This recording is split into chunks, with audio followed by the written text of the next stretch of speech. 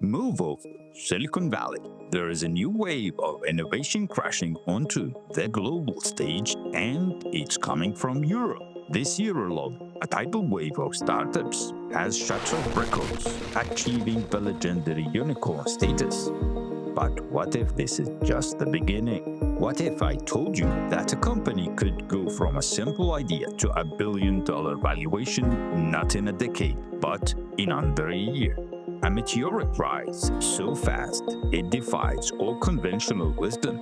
This isn't just a prediction, it's the new reality.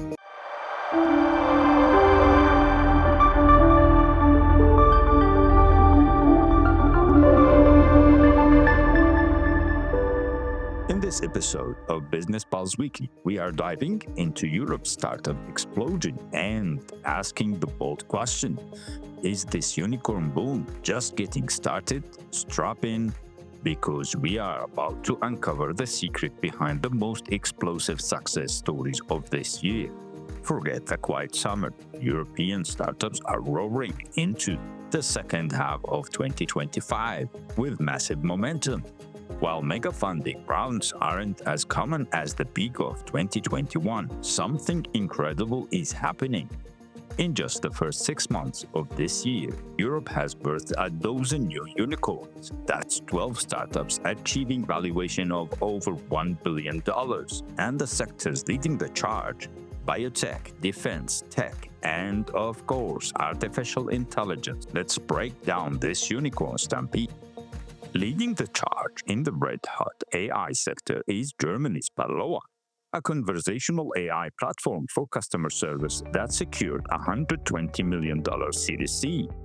Also in AI, Ireland's Tynes hit a $1.125 billion valuation for its AI-powered workflow automation. But it's not just software. The hardware and deep tech sectors are exploding. ESA Aerospace in Germany became a unicorn after a massive convertible note to fund its satellite launch rocket. France's Zama hit a billion-plus valuation for its groundbreaking work in homomorphic encryption, a form of encryption that allows data to be processed while still encrypted, a huge deal for privacy in the AI age. In biotech, the figures are staggering. London's Vertiva Bio raised a jaw-dropping $410 million for its Series A to develop an oral version of popular GLP-1 drugs like Ozempic. And from Sweden, Nico Health, founded by Spotify's Daniel Ek, raised $260 million to expand its AI-powered preventative full-body scans. The trend is clear. Investors are betting big on startups solving complex real-world problems. From renewable energy with UK's Fuse Energy to dual-use defense drones with Portugal's Tekever and Germany's Quantum Systems. Even the entertainment sector got a win, with the curated film streaming service Movie achieving unicorn status and proving there is still room to challenge the giants. And proving that speed is possible, Swedish AI coding startup Lovable did the impossible. It went from $0 to $1.8 billion valuation in just 8 months. We are going to illustrate this. Stay tuned. The message is clear. European innovation is not just thriving, it's diversifying, from protecting our data to exploring space and curing diseases. These new unicorns are building the future, and they are doing it with a serious financial backing. Here is a summary table of the latest European unicorns.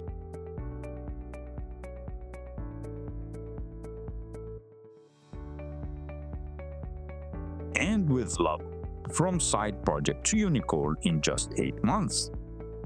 How this Swedish startup is letting anyone build apps with words, not code. Sweden isn't just known for Spotify and IKEA anymore. Enter Lovable.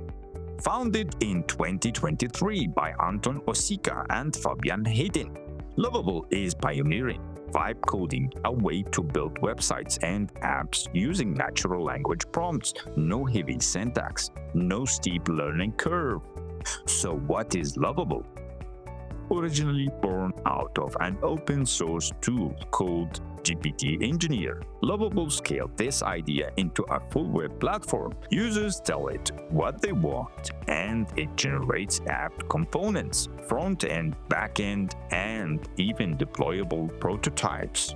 Initially targeted at non-technical users who want to prototype ideas quickly, but with its newest business tier and enterprise features, it's also stepping up into more serious production company-level usage. Just 8 months after launch, Lovable closed a $200 million Series A round led by Axel, valuing the company at $1.8 billion.